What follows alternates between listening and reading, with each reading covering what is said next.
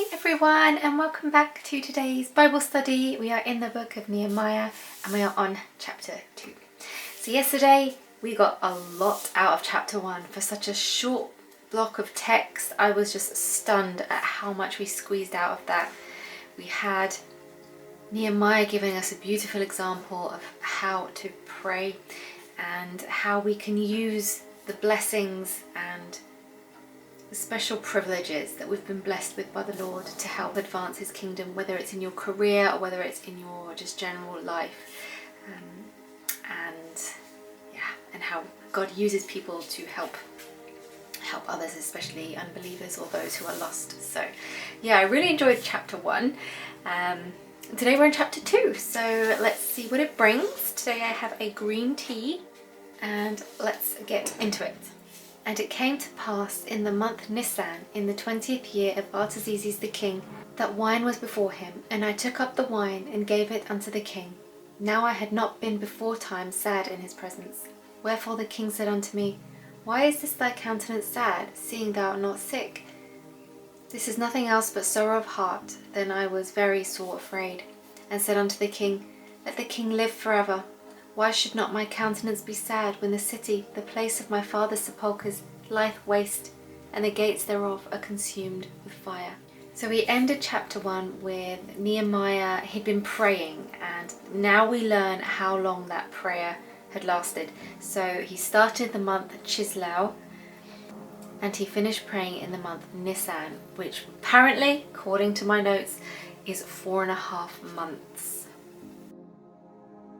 So 4.5 months he was praying to find a way that he could go back to Jerusalem and help rebuild the wall.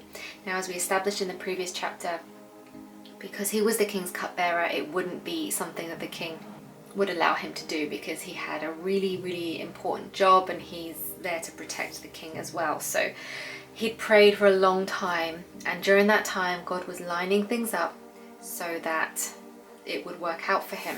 But sometimes we have to be patient.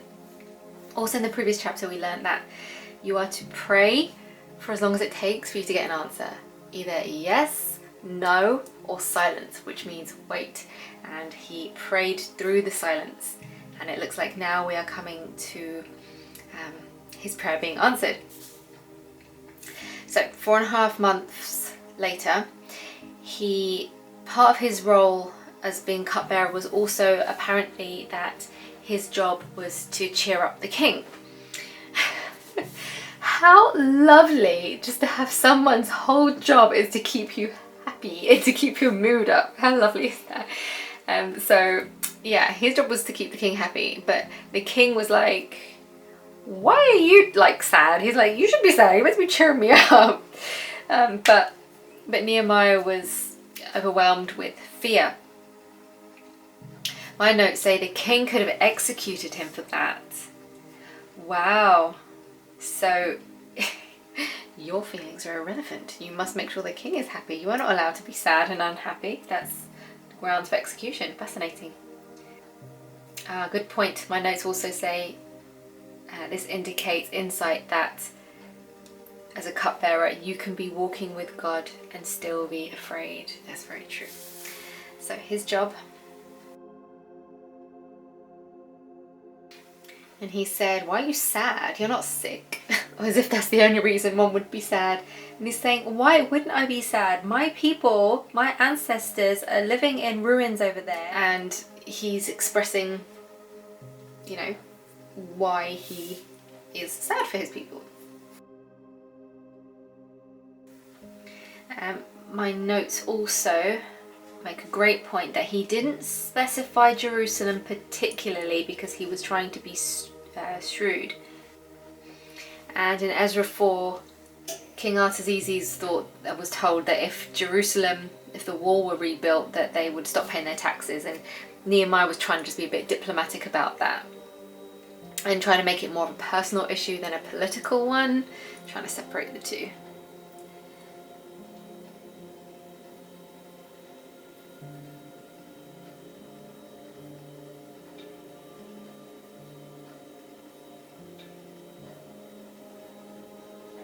Then the king said unto me, For what dost thou make request? So I prayed to the God of heaven. The king's saying, right, what do you want? And he's saying, right, I prayed about this. Now, there's some background notes here that my book is telling me. So in Romans, we are told the government is to be God's servant. Oh, well, if only it were the case. I think the world would be a lot better place, but sadly that is just not how it is even today, clearly. But very true, unless God's people are influencing the government, so it has a divine standard by which to operate, the government won't know which way to go. And I think we know who's directing the government. Right, very good. And that's the reason most governments don't carry out God's agenda. Right, so we've got him, in a way, there are two kings he's dealing with. He's got the king in earth and the king of heaven. A king and the king. And we know the king trumps any old king on this earth every single time. So although the government might not be divinely led, we know the king of kings, is going to always win anyways. And I said unto the king, if it please the king, and if thy servant have found favour in thy sight, that thou would send me unto Judah, unto the city of my father's sepulchres, that I may build it. And the king said unto me, the queen also sitting by him, for how long shall thy journey be, and when wilt thou return? So it pleased the king to send me, and I set him a time. Okay, very interesting. So you notice how before I said he had to wait 4.5 months because God was setting things in place so that King Artaxerxes would say yes to Nehemiah's request to go back to build the wall of Jerusalem. Because if he had asked at the time, it would have been a no. So God was putting things in place. Now, it's noted here, the author sneaks in that the queen was listening to this conversation. Now, it could be, that's not there by accident, it's here for a reason. It could have been that she was placed there to be that feminine touch, that sensitive. Maybe the queen was planted there to kind of give that gentle, soft nudge and influence. And so he let him go, but also because he probably saw some benefit in it for himself too, because then he's basically putting one of his own men out in the fields to keep an ear out from news if he's, got him out on the ground. I said unto the king, if it please the king, let letters be given me to the governors beyond the river, that they may convey me over till I come unto Judah. And a letter unto Asaph the keeper of the king's forest, that he may give me timber to make beams for the gates of the palace which appertained to the house, and for the wall of the city, and for the house that I shall enter into. And the king granted me according to the good hand of my God upon me. Of course, always God's hand. I love how that's referenced. And I came to the governors beyond the river, and gave them the king's letters. Now the king had sent captains of the army and horsemen with me. So the request was granted because of the gracious hand of God on him. So that's a humbling reminder that no matter what our plans are, and no matter what we actually do, it's never us. We never get the glory. It's always because God's hand is on it. So we might make the plans, but it's God that makes it happen, and if it's in God's will, then it will happen. So not only did he grant him permission to go, he also gave him a lot of protection as well. So that's the other thing with God. He often goes above and beyond your request. So if you request this, he'll say, no problem, I'll give you this, and I'll give you this and this as well. Off you go. And I love that. He overdoes the request. When Sanballat the Horonite and Tobiah the servant, the Ammonite, heard of it, it grieved them exceedingly that there was come a man to seek the welfare of the children of Israel. So they're not happy, Sanballat and Tobiah. They were displeased. That's often an occurrence, isn't it? When you're about to do something really important, there's going to be people out there who are jealous and angry about it, and the enemies show up, and Satan rocks up and he uses them as pawns. Actually, I better write that down. And yeah, Satan brings around the enemy to try and disrupt your plans. That happened to me with this channel, actually. So right at the beginning, I was really working hard to get these videos out, and I was, if you're an OG, you will remember, because I was posting this a lot on Instagram at the time, I was having such awful technical difficulties. It was insane. Things kept going wrong. It took me an entire day, I think it was about 15 hours of trying to export a video. I was technical difficulties left, right and centre. The videos, I could not get it out. I could not do it. It wasn't working. And I believe the enemy was trying to stop me from getting the word out and trying to discourage me from continuing, because it was extremely discouraging. It really was. It's like, oh, so much work into it. What's the point? It's not even working. No one's going to see it. But we have to remember, we're not fighting with flesh and blood. That's not what our war is, or even technology. We are fighting the evil. Everything is used as a pawn in a game for him. It's not the product that's the problem. It's not the person that's the problem. It's his agenda. So yeah, it's to be expected that there was going to be something to try and trip him up. So I came to Jerusalem and was there 3 days.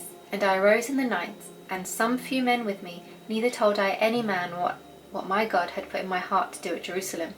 Neither was there any beast with me, save the beast that I rode upon.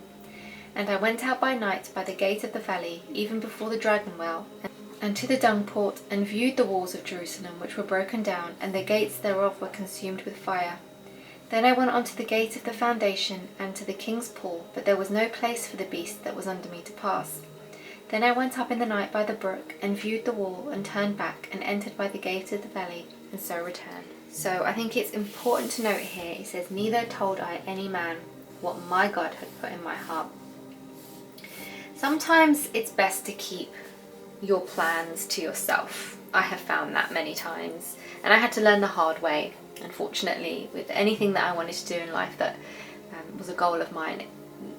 When you tell people, not everyone has your best interests at heart, and I learnt over time it's best to just keep it to yourself and just do his will in secret. And this is what Nehemiah did. He quietly went out and he inspected the walls of Jerusalem himself.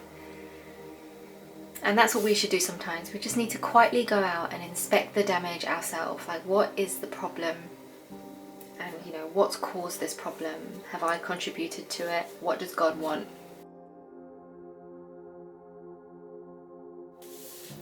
And the rulers knew not whither I went, or what I did. Neither had I as yet told it to the Jews, nor to the priests, nor to the nobles, nor to the rulers, nor to the rest that did the work. Then said I unto them, Ye see the distress that we are in, how Jerusalem lieth waste, and the gates thereof are burned with fire. Come and let us build up the wall of Jerusalem, that we be no more a reproach. Then I told them of the hand of my God, which was good upon me. And as also the king's words that he had spoken unto me. And they said, Let us rise up and build. So they strengthened their hands for this good work. So he went to the people and tried to encourage them to say, come on, let's rebuild the wall. Let's fix the problem. Let's sort this out. And they were the ones who were supposed to be the people of God. They're the ones that are meant to be knowing that. But sometimes it takes someone from the outside to come in and help you out. And then they were strengthened. And they strengthened their hands.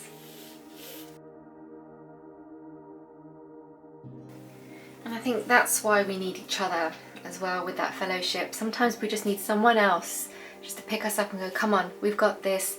This is what God wants. And remind us about the word of the Lord. And just your brothers and sisters, they hold you up and they hold you accountable, and they lift you up when times are down and when you just feel lost in your way. And it's sometimes you just need that outside push and encouragement. But when Sanballat the Horonite, and Tobiah the servant the Ammonite, and Geshem the Arabian heard it, They laughed us to scorn and despised us. Oh yeah, I bet they did, the bullies. Been there. And said, what is this thing that ye do? Will ye rebel against the king? Then answered I them and said unto them, the God of heaven, he will prosper us. Therefore we his servants will arise and build. But ye have no portion, nor right, nor memorial in Jerusalem. So Satan's working through his minions again, and they mocked him and laughed at him and all of them who were working, and they're like, what are you doing? Are you rebelling? And they tried to make this work, which we knew was a spiritual thing anyway, they tried to turn it into politics. But Nehemiah went to God and he said, no, he's going to prosper us. We are his servants and we are doing what is his. So he reminded them it was a spiritual thing. And I'm going to highlight that. So there we go, we've come to the end of chapter 2. So we've now made some progress. So we had to wait 4.5 months for his prayer to be answered, and God had put loads of things in his place, including the placement of a queen to hear the conversation. And he let Nehemiah go, even gave him an army to help him. We had some conflict from the enemy as well. He encouraged the people of Jerusalem to want to start to put things right physically as well as spiritually, and again mocked by people too. But he reminded them this is a spiritual thing, not a political one. So there we go, another beautiful chapter. Really good so far. I'm really enjoying this book. Please do leave any takeaways that you have in the comments below. Make sure you thumbs up the video if you liked it. Make sure you're subscribed if you want to continue with us on this tour through the book of Nehemiah and study. And as always, remember Jesus loves you. God willing, I'll speak to you tomorrow, and have a blessed day.